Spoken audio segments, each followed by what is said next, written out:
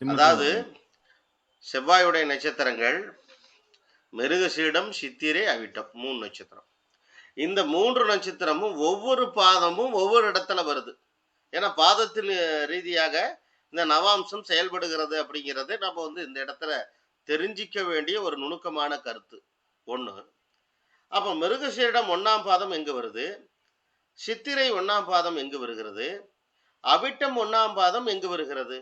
அப்படி பார்த்தோம்னா நவாம்சத்துல மிருகசீரிடம் 1ஆம் பாதம் அது சிம்மத்தில் வருகிறது, சித்திரை 1ஆம் பாதம் அது சிம்மத்தில் வருகிறது, அவிட்டம் 1ஆம் பாதம் அது சிம்மத்தில் வருகிறது. அப்ப நம்ம நட்சத்திரம் முதல்ல எதுல இருந்து என்ன ஆரம்பிக்கிறோம்? மிருகசீரிடத்திலிருந்து தான் நம்ம ஆரம்பிப்போம். என்ன சார், கிளாக் வைஸ் தானே, ஆன்டி கிளாக் வைஸ் இல்ல, கிளாக் வைஸ். அப்ப கிளாக் வைஸ் பார்க்கும்போது முதல் நட்சத்திரம் மிருகசீரிடம். அப்ப அந்த முதல் நட்சத்திரம் எங்க இருக்கிறதோ அதை 1வது வீடாக கருதுக. ஃபர்ஸ்ட் வீடு, ஃபர்ஸ்ட் ஹவுஸ். அப்ப 2வது வீடு, 3ஆம் வீடு, 4ஆம் வீட்டில் அந்த செவ்வாயுடைய நட்சத்திரங்கள் பாதங்கள், அதாவது அந்த 1ஆம் பாதம் மட்டும் மிருகசீரிடம் 1, சித்திரை 1, அவிட்டம் 1, இந்த 3 பாதங்களும் அங்கே அமைகிறது. அதனால என்ன சொல்றாங்க, நமக்கு கருத்து, நமக்கு அதுல இருந்து என்ன கிடைக்குது அப்படின்னு நம்ம பார்த்தோம் அப்படின்னா 4, 8, 12. அப்போ 4ஆம் இடம் வேலை செய்கிறது, 8ஆம் இடம் வேலை செய்கிறது, 12ஆம் இடம் வேலை செய்கிறது. அப்போ மிருகசீரிடம் 1ஆம் பாதத்தில் பிறந்தவர்கள் முதலில் வீடு கட்டுவார், வண்டி வாகனம் வாங்க முடியும், சொத்து சுகம் அமையும், சிறப்பாக வாழ்க்கை இருக்கும் அப்படிங்கிறதா அதுல ஒரு தாற்பயம். எப்படிங்க? மிருகசீரிடம் 1ஆம் பாதத்துல பிறந்திருக்காரு, சின்ன வயசுல வீடு கட்டிடுவார், சின்ன வயசுல வீடு கட்டிடுவார், வீடு வாங்கிடுவார், வண்டி வாகன சுகம் உண்டு சார், சொத்து சேரும் சார், செல்வாக்கு வரும், ஒன்றும் பிரச்சனை இல்லை, அடிச்சு சொல்லலாம். அர்த்தம் புரியுதுங்களா உங்களுக்கு? கொஞ்சம் கவனிச்சு பாருங்க. புரியுது. நல்ல பாயிண்ட், நல்ல பாயிண்ட். ஓகே ஓகே, சரிங்களா ஐயா?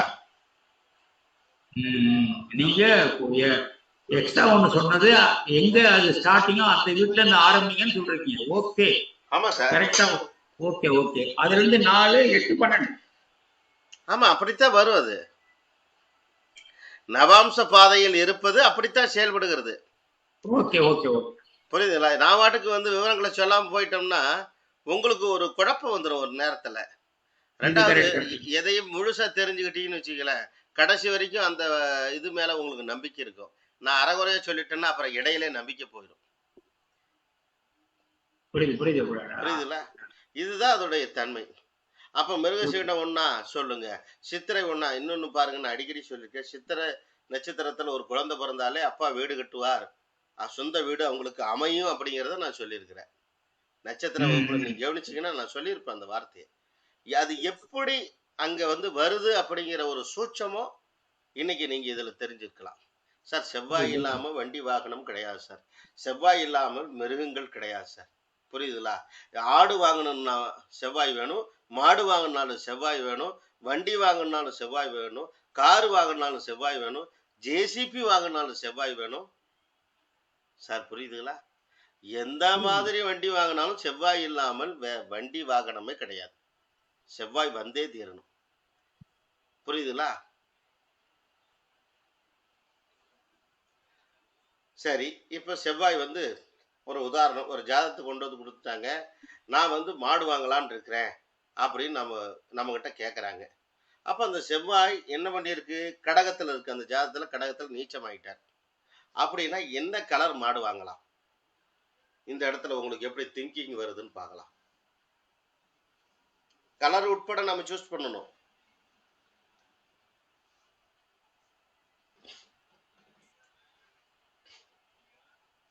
என்ன கலர் வாங்கலாம்? செவ்வாய் நீச்சம்.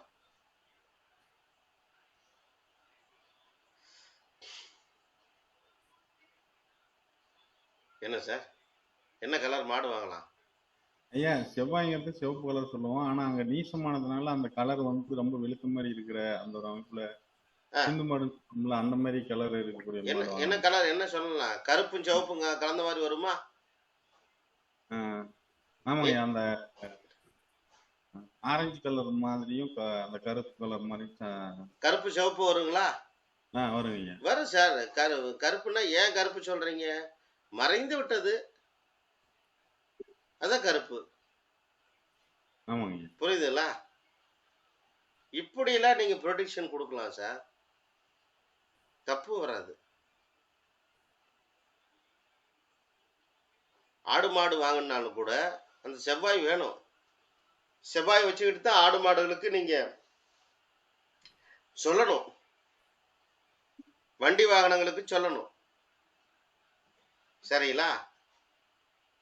அப்போ மிருகசீரிடம் 1, சித்திரை 1, அவிட்ட 1 இந்த பாதத்தில் பிறந்தவர்களுக்கு அந்த 4, 8, 12 இந்த 3 பாவங்களும் இணைவதால், அது இயங்குவதால் அவர்களுக்கு இளம் வயதிலே வண்டி கிடைக்கிறது, வாகனங்கள் கிடைக்கிறது, சொத்து சுகங்கள் கிடைக்கிறது என கூறலாம்.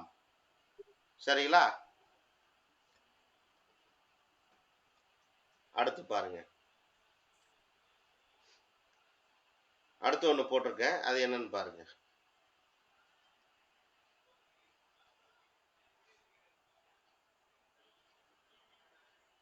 ஏன் சார் என்ன போட்டிருக்கேன்?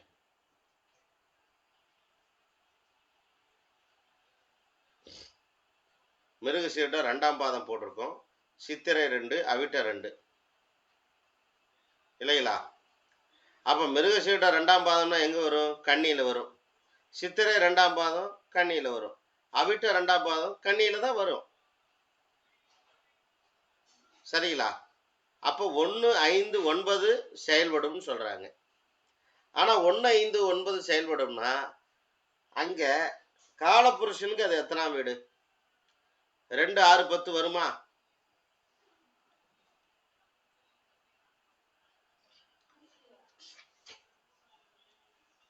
என்னங்க சொல்ல மாட்டேங்கிறீங்களே? ஏன் சார்? ரிஷபத்துக்கு 2, 6, 10 தாங்க வரும். ரிஷபத்துக்கு காலபுருஷனுக்கு 2ஆம் இடங்கிறதுனால 2, 6, 10 வருங்க. 2, 6, 10 வருங்களா? ஆமாங்க. 2 ரிஷபம், 6 கன்னி, 10ஆம் அவிட்டம் அங்க அந்த மகரம் வந்துருக்குங்க. வந்துடும் இல்லைங்களா? அப்போ காலபுருஷனுக்கு 2, 6, 10. ஆனா இந்த நட்சத்திரத்துக்கு 1, 5, 9 செயல்படுகிறது நவாம்ச பாதையிலே. அப்படின்னா என்ன? 2, 6, 10ன்னா கொடுக்கல் வாங்கல்னு வச்சுக்கலாமா? தொழில் செய்யக்கூடிய தொழில்னு வச்சுக்கலாமா? 6 ஆமாங்க. வேலைக்கு போறதுன்னு வச்சுக்கலாங்களா? வச்சுக்கலாங்க. தர்மமா இருப்பாருன்னு அர்த்தம். அவர் குடும்பத்திலேயா இருந்தாலும் சரி, அது மட்டும் இல்லாது கொடுக்கல் வாங்கல், அது தொழில் செய்யற இடத்துலையும் தர்மத்தினுடன் அவருடைய வாழ்க்கையை நடத்தி கொண்டிருப்பார் அப்படிங்கிறத அதோடைய தாற்பயம். புரியுதுல்ல? தர்மவான் சொல்றோம் இல்லைங்களா ஒருத்தரை? ஆமாங்க சார், நடிகர் விஜயகாந்த் சார் இருக்கார் இல்லைங்களா?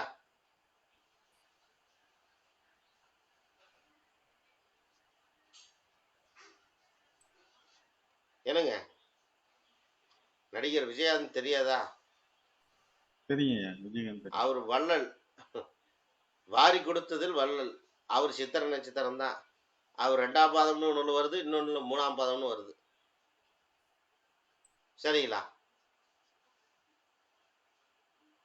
அர்த்தம் புரியுதா புரியலைங்களா? தர்மவான் சொல்றதுக்கு அர்த்தம் சும்மா பேர் வாங்க முடியாது சார், காரணங்கள் இருக்கிறது.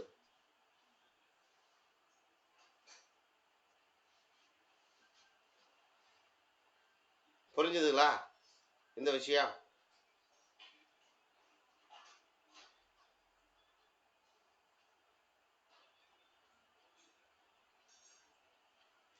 அடுத்தது பாருங்க. மிருகசீரிடம் 3ஆம் பாதம், மிருகசீரிடம் 3, சித்திரை 3, அவிட்டம் 3. அப்போ அது எங்க வருதுங்க? துலாம் ராசியில வருது இல்லைங்களா? துலாம் நவாம்சத்துல வரும். சரிங்களா? அப்போ அதுவும் 1, 5, 9 தான். அப்ப மிருகசீடம் 3ன்னா மிதுனத்துல இருக்கு. மிதுனத்துல இருந்து என்னன்னா துலாம் எத்தனாவது வீடா வருங்க? 5வது வீடா வரும். அப்ப அதுவும் 159. ஆனா இங்க 159 வேற. அது என்ன வேறன்னா காலபுருஷனுக்கு 3வது வீடு, காலபுருஷனுக்கு 7வது வீடு, காலபுருஷனுக்கு 11வது வீடு. எப்படி சார்? காலபுருஷனுக்கு 3வது வீடு 7 11 7 11. அப்ப அவரு எதுல நியாயமா இருப்பாரு?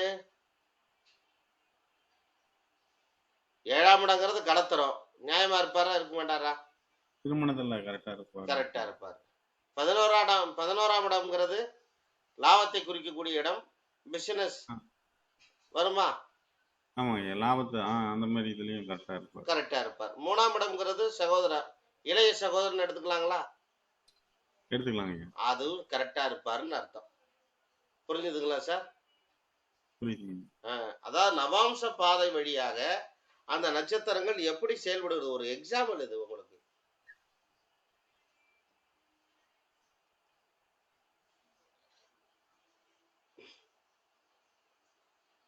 அடுத்தது பாருங்க.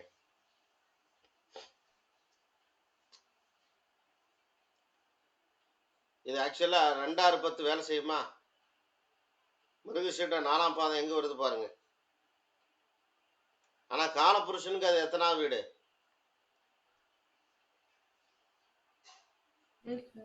8ஆம் வீடுங்க ஐயா. 8ஆம் வீடுனா 4 8 12 வந்துருங்களா? 4 8 12 வந்துருமா? ஆனா நவாம்சம் என்றால் 2 6 10 வேலை செய்யுதுன்னு சொல்லாம சொல்லக்கூடாதா? மிருகசீடம் 4வது பாதத்தில் ஒருவர் பிறந்தால் 2 6 10 அப்படின்னா என்ன? வருமானங்கள் உண்டு, சின்ன வயசுல வேலைக்கு போயிருவீங்க, நிச்சயமா படிச்சு முடிச்ச உடனே வேலை கிடைச்சிடும், நல்ல வருமானம் உண்டு, நல்ல பதவிகள் உண்டு, அதன் மூலமாக நல்ல யோகங்கள் உண்டு அப்படின்னு நாம சொல்லும் அளவிற்கு இது சரியா இருக்கும். என்ன சார்?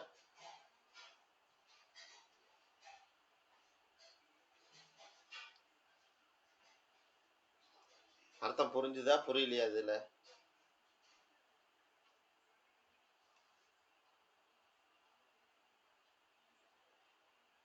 ஐயா புரிஞ்சுது ஐயா, இது நல்ல பாயிண்ட். Okay okay. எப்படி சார்? புரியுதுங்க. 4 பாதத்துக்கு நீங்க வந்து காலபுருஷனையும் லிங்க் பண்ணிட்டீங்க, 4 பாதத்தையும் லிங்க் பண்ணிட்டீங்க. அந்த நட்சத்திரம் எங்க ஆரம்பிக்குதோ அங்க இருந்து எந்தெந்த வீடுன்னு சொல்லிட்டீங்க. அவ்வளவுதான் சார். ஓகே ஓகே, இது புதிய சிந்தனை. இது இப்படித்தான் இதை அணுகணும். புரியுது புரியுது புரியுது.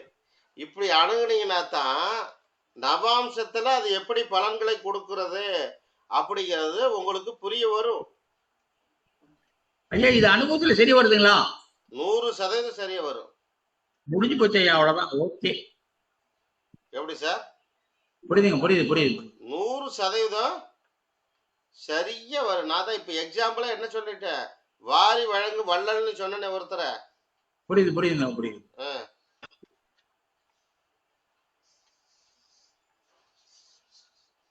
புரியுதுங்களா? புரியுதுங்க புரியுது புரியுது. அப்போ ஒரு இந்த முதல் பாதத்துல மட்டும் 4 8 12 பத்தி 4 9 12 மட்டும் கன்ஃபார்ம் பண்ணிடுங்க ஐயா. முதல் பாதத்துல 4 8 12 சார். அது 4, அது எண்ணிக்கை பார்த்தா 9 வர மாதிரி தெரியுதுங்க. 9 வருதா? ஆமா. எப்படி வருது? ப்ளீஸ் ப்ளீஸ் அதை மட்டும் கொஞ்சம் பாத்துறேன், எனக்கு டவுட்டா இருக்கு. பாருங்க. இருங்களா. 1 2 3 4 ஓகே. 5 6 7 8 9 அடுத்த நட்சத்திரம் தானேயா பார்க்கணும், அது 9 தானே வருது. புரியல நீங்க எப்படி கேக்குறீங்கன்னு. இப்ப நான் மிருகசீரத்துல இருந்து சிம்மம் வரைக்கும் 4 எண்ணிட்டேன்.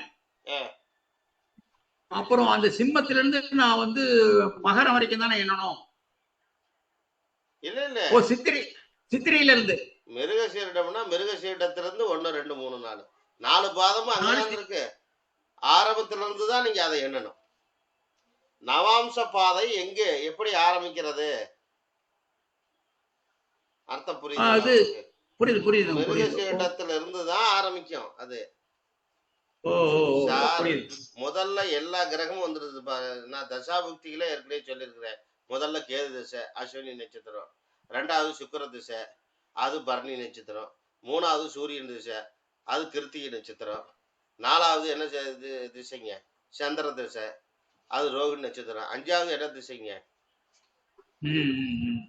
செவ்வாய் திசை வருமா இல்ல வராதுங்களா? வருதுங்க. அது ஓகே ஓகே. மிருகசீட நட்சத்திரம். அப்ப ஆறாவது என்ன திசைங்க ராகுடைய நட்சத்திரம். Okay okay. ரைட்டுங்களா? ராகு திசை. ஏழாவது என்ன திசை குருவுடைய திசை.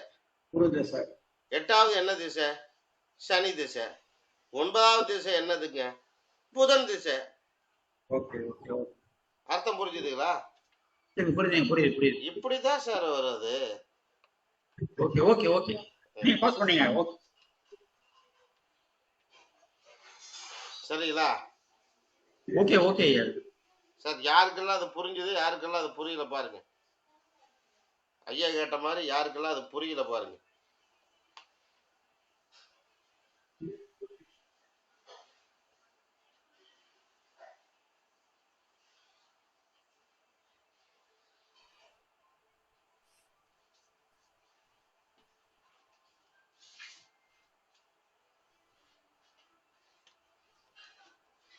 இப்ப இதுல வராதது என்னங்க?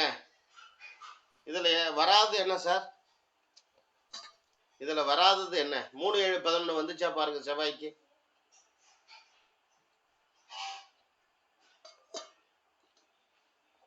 3 7 11 வந்துருதுங்கய்யா. 3 7 11 வந்திருக்காதே. 1 5 9 4 8 12 தான் 2010 தான் வந்திருக்கு. 3 7 11 வந்திருக்காது. மூணாம் பாதத்துக்கு 1 5 9 நீங்க வந்து மூணாவது பாதத்துக்கு சொன்னீங்களே. மூணாவது பாதத்து 1 5 9 இது பண்ணி அது வந்து மூணாம் பாதத்துக்கு பாருங்க 1 5 9 இங்க பாருங்க முதல்ல எழுதிக்கங்க 4 8 12 அடுத்து 1 5 9 ரெண்டாம் பாதத்துக்கு. மூணாம் பாதத்துக்கு 1 5 9 தான் வேலை செய்யும். ஏன்னா மிருகசீடம் எங்க மூணாம் பாதம் எங்க வருதுங்க மிதனத்துல வருது. மிதனம் 1ன்னா 5வது வீடு எதுங்க துலாம். அப்போ 1 5 9 வேலை செய்யும். புரியுதுங்களா? அத காலபுருஷ லக்கணத்துக்கு இப்படி எடுத்துக்கலாம்னு சொன்னீங்க. காலபுருஷ லக்கணத்துக்கு 3 7 11 எடுத்துக்கணும்னு சொன்னோம் இல்லையா? ஆமாங்க ஐயா. ரைட். அது அந்த மேட்டருக்கு தான் வரேன். 2 6 10 சரிங்களா? பொதுவா செவ்வாய் தோஷம்னா 7ஆம் இடத்துல இருந்தா செவ்வாய் தோஷம். 3ஆம் இடத்துல செவ்வாய் இருந்தா தோஷம் இருக்கா இல்லைங்களா? தோஷம் இல்லைங்க ஐயா. தோஷம் இல்லை. ஆனா தனியா கெட்டு போயிடுவார் ஜாதகர். எந்த ஜாதகத்துல 3ஆம் இடத்துல செவ்வாய் இருக்கு அந்த ஜாதகர் தனியாவே கெட்டு போவார். 7ஆம் இடத்துல செவ்வாய் இருந்தா மனைவி கூட சேர்ந்து பாவம் பண்ணுவார்னு அர்த்தம். புரியுதுங்களா? பாவம் எப்படி பண்றாரு? தனியா பண்றாரா சேர்த்து பண்றாரா? செவ்வாய் 3ஆம் இடத்தில் இருந்தால் ஜாதகர் பாவத்தை தனியாகவே செய்கிறார், கெட்டும் போயிடுவார். அதனால 1 7ஆம் இடத்துல இருந்தா மனைவியை கூட்டு சேர்த்துக்கிட்டு பண்ணுவார்னு அர்த்தம். 11ஆம் இடத்தில் இருந்தால் அனைவரையும் கூட்டு சேர்ந்து பண்ணுவார்னு அர்த்தம். அப்ப இந்த காம திரிகோணமே செவ்வாய்க்கு எடுபடாது, வேலை செய்யாதுன்னு சொல்றாங்க. அது சரி வராது அப்படிங்கிறாங்க.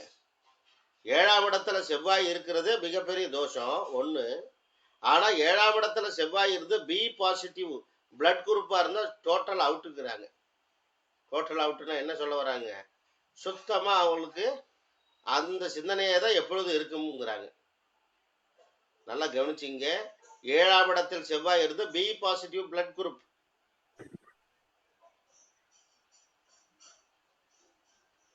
புரியுதுங்களா? இது வந்தா ரொம்ப ஜாஸ்தியா இருக்குங்கிறாங்க அதோட இன்டெக்ஷன்.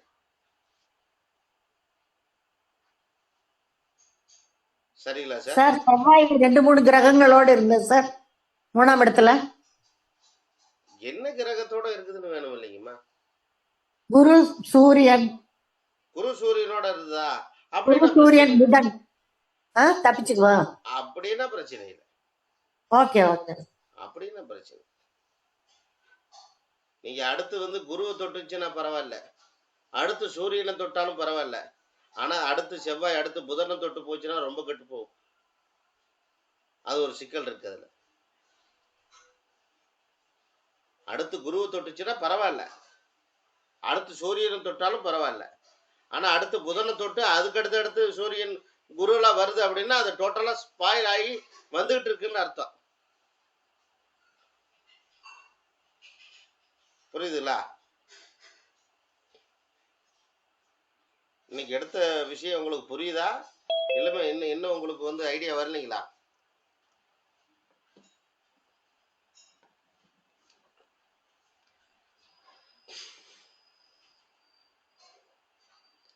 ஏன் சார்?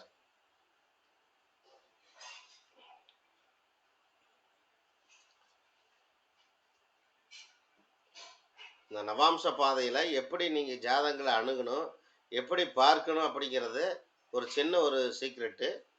இதுல நல்லா புரிஞ்சுதா இல்லை எப்படிங்க?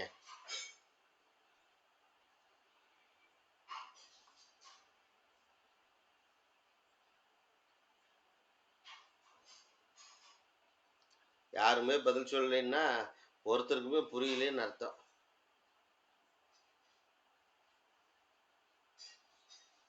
அப்படியா?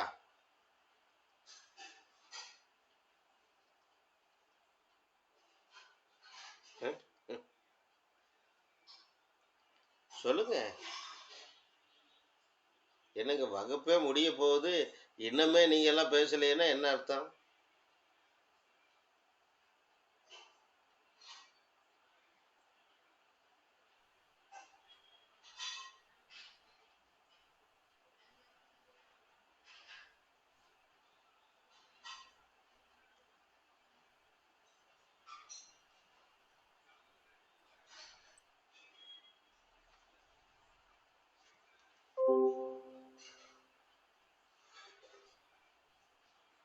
ஐயா இன்னொரு டைம் சொல்லுங்க ஐயா, அதை தெளிவா கொஞ்சம் புரியாம தான். இதை கேட்கறதுக்கு எவ்வளவு நேரம்? ஏன் சார், எப்பவுமே நமக்கு தெரியலங்கிறத படக்குன்னு சொல்லணும் சார். அப்போத்தான் நம்ம அடுத்தடுத்து மேலே போக முடியும். அதை மனசில் வச்சுக்கிங்க. ரைட்டுங்களா? தப்பு செய்யறதுக்கு நம்ம தான் காரணம். நம்ம இடம் கொடுக்கறதால தான் மற்றவர்கள் தவறுகள் செய்கிறார்கள். அதை நீங்கள் தெரிஞ்சுக்கணும். எங்கே போனாலும் நீங்கள் கேள்வி கேட்டு பழகிறதில்ல. கேள்வி கேட்காததால அவங்க மாட்டும் எடுக்கிறாங்க பாடத்திட்டம். நீங்களும் சிவனேன்னு உட்காந்துட்டு 9 மணிக்கு டிஃபன் வந்தால் சாப்பிட்டு வந்துடுறீங்க. பாருங்க, கட்டத்தில் எப்படி பார்க்கணும் அப்படின்னா, நவாம்ச கட்டத்தில் பொறுத்த மட்டும் இல்லை, ராசி கட்டத்தில் மிருகசீரிடம் 1ஆம் பாதம், சித்திரை 1ஆம் பாதம், அவிட்டம் 1ஆம் பாதம். மிருகசீரிடம் 1ஆம் பாதங்கிறது ரிஷபத்தில் வருது, சித்திரை 1ஆம் பாதங்கிறது கன்னியில் வருது, அவிட்டம் 1ஆம் பாதங்கிறது மகரத்தில் வருது. இது 3மே ரைட். அடுத்து நம்ம பார்த்தோம் அப்படின்னா, அது நவாம்சத்தில் எப்படி வருது? அந்த 3 நட்சத்திரங்களும் 1ஆம் பாதமும் சிம்மத்தில் தான் விழுகுது. அப்போ சிம்மத்தில் விழுகுது அப்படின்னா, இங்கே நாம் நட்சத்திரங்களை கிளாக் வைஸாக தான், ராசி மட்டும் இல்லை, நட்சத்திரங்களை கிளாக் வைஸாக தான் நாம் அடுக்கணும், பார்க்கணும். இதான் வழிமுறை. அப்படி பார்க்கும்போது காலபுருஷனுக்கு முதல், அதாவது நட்சத்திரமாகிய செவ்வாயுடைய நட்சத்திரம் முதல் பார்ட், முதல் பகுதியானது எங்கே இருக்கிறதோ அதிலிருந்து தான் நவாம்சத்தை அணுக வேண்டும். அப்போ அந்த முதல் நட்சத்திரம் எங்கே இருக்கிறது? செவ்வாயுடைய நட்சத்திரம் மிருகசீரிடம் ரிஷபத்தில் இருக்கிறது. 1ஆம் பாதம் 2ஆம் பாதமும் அங்கே தான் இருக்குது. அப்போ அதை ஒன்றுன்னு நம்ம வச்சுக்கிட்டோம், அந்த கட்டத்தை ஒன்றுன்னு வச்சுக்கிட்டோம். உதாரணமாக மிருகசீரிடம் 1ஆம் பாதத்தில் லக்னம் அமைந்திருக்குன்னு வச்சுக்குங்க, ஒரு உதாரணம். அப்படி வச்சுக்கிட்டா அது எப்படி ஆக்ட் பண்ணுது? அந்த 1ஆம் பாதம் அது 4வது வீட்டில், மிருகசீரிடம் எந்த வீட்டில் இருக்கிறதோ அந்த வீட்டிலிருந்து எண்ணி 4வது வீட்டில், அந்த 1ஆம் பாதமும் 2ஆம் பாதமும் 4வது வீடு. எப்படி நம்ம சொல்கிறோம்? ரிஷபம் 1, மிதுனம் 2, கடகம் 3, சிம்மம் 4. அப்போ அந்த 4வது வீட்டில் தான் அது விழுகுது. அப்படின்னா அந்த நட்சத்திரம் இயக்கக்கூடிய வீடுகள் எது? நட்சத்திரங்கள் சில வீடுகளை இயக்குகிறது. அப்போ எந்த வீடுகளை இயக்குகிறது அப்படின்னு நாம் பார்த்தோம்னா, 4ஆம் இடத்தை இயக்குகிறது, 8ஆம் இடத்தை இயக்குகிறது, 12ஆம் வீட்டை இயக்குகிறது. அதாவது 1, 5, 9 ட்ரே ஆங்கிள். அது அந்த திரிகோண வீடுகளை இயக்கும் அப்படிங்கிறதா அதோடைய தாற்பயம். அப்படின்னா மிருகசீரிடம் 1ஆம் பாதத்தில் பிறந்தவர்களுக்கு வண்டி, வீடு, சொத்து, சுகங்கள் அத்தனையுமே இளம் வயதிலேயே கிடைக்கப் பெறுவார்கள் அப்படிங்கிறது தான் அதோடைய கருத்து சார். சரிங்களா? அர்த்தம் புரிஞ்சுதா இப்போ? ஐயா இப்போ வந்து மிருகசீரிடம் வந்து 1ஆம் பாதமும் 2ஆம் பாதமும் அங்க ரிஷபத்துல இருக்கிறதுனால அந்த நவாம்சத்துல வந்து பாத்தீங்கன்னா அந்த செவ்வாயோட நட்சத்திரம் 1ஆம் பாதம் எல்லாமே வந்து இந்த நட்சத்திரத்துக்கு 4ஆம் இடத்துல இருக்கு அப்படிங்கறத வச்சுட்டு அதுக்கு 1, 5, 9 எடுத்துக்கணுங்களா? ஆமா. சரிங்க சரிங்க. ரைட், புரிஞ்சுது. இப்ப புரிஞ்சுதா உங்களுக்கு? அவ்வளவுதான் விஷயம். அதே மாதிரி அந்த மிருகசீரிடம் அந்த மறுபடியும் 2ஆம் பாதம் எல்லாமே வந்து கன்னியில வருது, 4 பாதமும் வருது. இந்த 2ஆம் பாதத்துக்கு இது 5ஆம் இடமா வருது. அப்ப மறுபடியும் இதையும் 1, 5, 9 எடுத்துக்கணும் அப்படிங்கிறது தானுங்க ஐயா? ஆமா ஆமா ஆமா ஆமா ஆமா.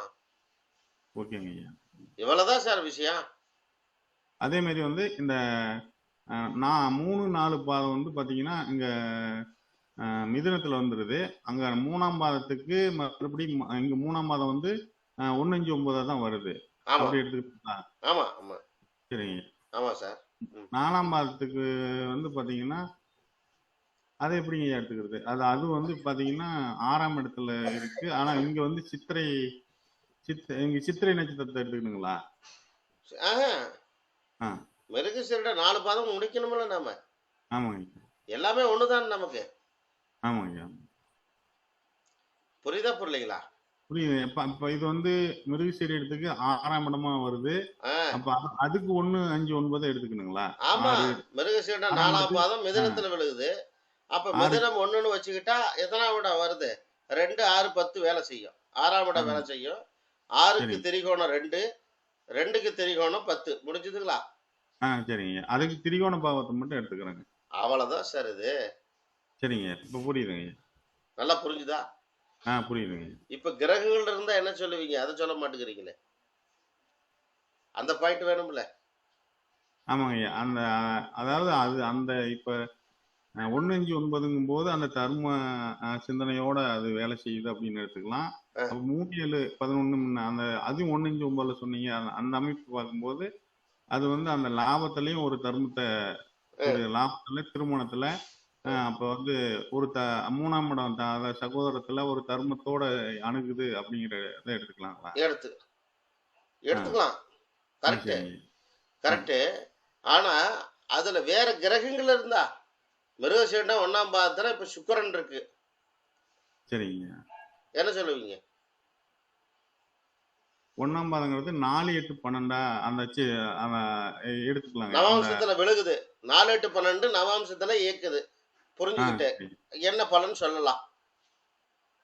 சுக்கிரன்னா வீடு இந்த மாதிரி 4ஆம் இடம் வந்துருது. 8ஆம் இடத்துக்கு 4, 8, 12க்கும் போது சுக்கிரன் அப்ப லக்னத்துக்கு சுக்கிரன் என்ன இது வராரு? ஒரு ஜாதகத்துல சுக்கிரன்னா மனைவி தானே? ஆமாங்க. அப்ப மனைவிக்கு சின்ன வயசுல வண்டி, வாகனம், சொத்து பத்துல கிடைக்குன்னு சொல்லுங்க. சரிங்க. சூரியன் இருந்தா அப்பாவுக்கு கிடைக்குதுன்னு சொல்லுங்க. சரிங்க. அந்த குரு இருந்தா ஜாதகருக்கு கிடைக்குதுன்னு சொல்லுங்க. என்ன சார் இது குழப்பம்? சரிங்க. அந்த கிரக காரகத்துவத்துக்கு இந்த அமைப்புலாம் கிடைக்குது அப்படின்னு. ஆமா சார். சரிங்க. அர்த்தம் புரியுதா புரியலைங்களா? இன்னமும் புரியலையா? புரியுதுங்க. அந்த கிரக காரகத்துவத்துக்கு இந்த அதாவது 4, 8, 12 அந்த அமைப்பு கிடைக்குது அப்படின்னு எடுத்துக்கலாம். அவ்வளவுதான் சார். சரிங்க. இப்ப சூரியன் 3ஆம் பாதத்துல இருக்கு. மிருகசீரிடம் 3ஆம் பாதத்துல சூரியன் இருக்கு. ஏங்க எங்க அப்பா எப்படிங்க? அப்பா தங்கமான நியாயமான மனுஷன். அது 1, 5, 9ல இயங்கும். நியாயமான மனுஷன். அதே மாதிரி எல்லா விஷயத்திலயும் கரெக்டா இருப்பாரு. ஏன் சார் சொல்லாம சொல்லக்கூடாதா? சொல்லுங்க. இவ்வளவுதான் விஷயம். சார் மிருகசீரிடம் 4ஆம் பாதத்துல சனி இருக்கு சார். என்ன சார் சொல்றது? 4ஆம் பாதத்துல இருக்கு. ஏப்பா நல்ல வேலைக்கு போக, நல்லா சம்பாதிப்ப, தொழில் மூலமா நல்ல வருமானம் வரும்பா. ஆமாங்க, வருமானம் இருக்கு, வேலையில ஒரு ஈடுபாடு இருக்கும், தொழில் செய்யக்கூடிய அமைப்பு இருக்கு, அதனால அந்த வருமானம் எல்லாம் இருக்கு அப்படின்னு சொல்லாங்க ஐயா. சொல்லாம ரெண்டாவது சொல்லக்கூடாதா? சொல்லாங்க ஐயா. இவ்வளவுதான் சார் விஷயம். வேற என்ன சந்தேகங்க? புரியுதுங்க ஐயா. நீங்க அதாங்க எனக்கு. மற்றவங்கள காணும். சிவராமகிருஷ்ணன் சார், நவநீத கிருஷ்ணன் சார், மோகன் சார்லாம் காணும். இருக்காங்களா, போயிட்டாங்களா?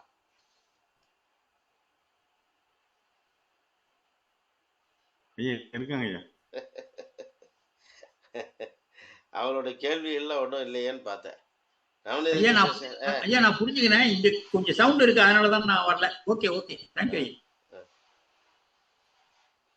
நான் புரிஞ்சுக்கிறேன். இங்க என் இடத்துல கொஞ்சம் சவுண்ட் இருக்கு, அதனால நான் ஓப்பன் பண்றேன். சரி தேங்க்யூ. சரி சரி.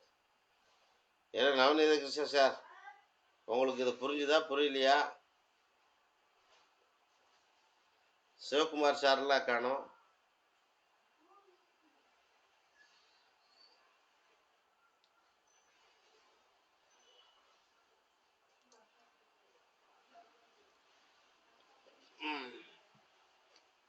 ஆக மொத்தத்தில் இந்த விஷயம் நல்லா புரிஞ்சுதுங்களா?